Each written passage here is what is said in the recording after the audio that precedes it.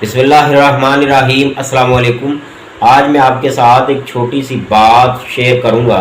वो बात ये है कि बातें तो बहुत हैं, किताबें भी बहुत लिखी जा चुकी हैं, इल्मी तहकीक भी बहुत हो चुकी है, लेकिन आज तक मैं नहीं समझता कि आपको कुछ बताने की ज़रूरत होगी। आपको किसी बात का इल्म नहीं है या आप इल्मी लिहाज से कम हैं। मैं ये समझता हूँ कि इल्मी तहकीक बहुत ज़्यादा हो चुकी, किताबें बहुत लिखी जा चुकी हैं, बातें लिखी जा चुकी हैं, किसी न किसी शक्ल में बहुत सारी बातें, बहुत सारा इल्म मौजूद है। लेकिन जिस चीज़ की कमी है, जो मैं आपको बताना चाह रहा हूँ, वो ये है कि उस पर अमल नहीं हो रहा है।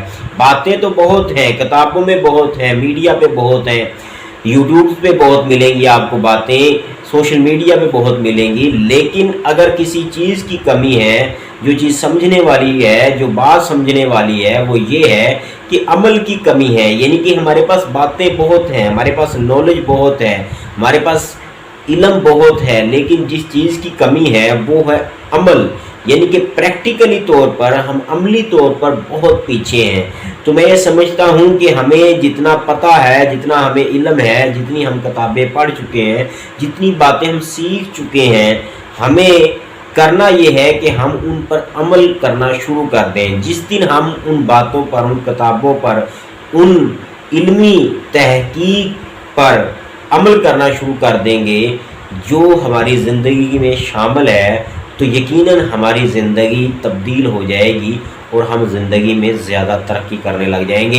तो मैं ये कहना चाहता हूँ कि आज से हम अहद करें कि हम सिर्फ बातें किताबों की हद तक, सोशल मीडिया की हद तक, दीवारों पर लिखी हुई हद तक, पढ़ने की हद तक नहीं, बल्कि आज से हम ये कोशिश करेंगे कि अपनी ज़िंदगी में, अमली ज़िंदगी में उन बातों को ऐड करें और उन पर अमल शुरू करें। दूसरी आज की बात यह है कि हम अमूमन जब थोड़ी उम्र के होते हैं, यानी कि हमारा बचपना और नौमरी का दौर होता है, तो हमारा सोचने का अंदाज़ मुख्तलिफ होता है।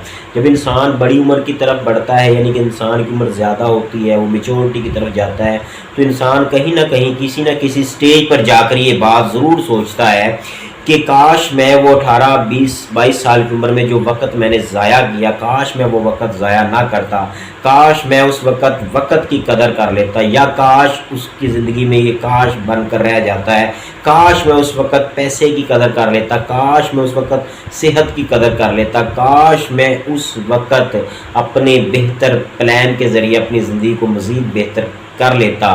तो ये वो जुमला है जो इंसान, जिस वक्त इंसान मेच्योरिटी की ज़िंदगी में कदम रखता है, यानी कि वो मेच्योर हो जाता है उम्र के लिहाज से, फिर वो सोचने लगता है। तो मैं इस बारे में ये कहना चाहूँगा कि आप कुछ भी ना करें। जो 18-20 साल के बच्चे हैं, लड़के हैं, नौजवान हैं, वो कुछ भी ना करें। सिर्फ बड़ों को देखकर, अपने बड़ों को देखकर, अपने सीनियर्स को देखकर कम से कम वो गलतियां ना करें जो आपके बड़ों ने, आपके सीनियर्स ने की है।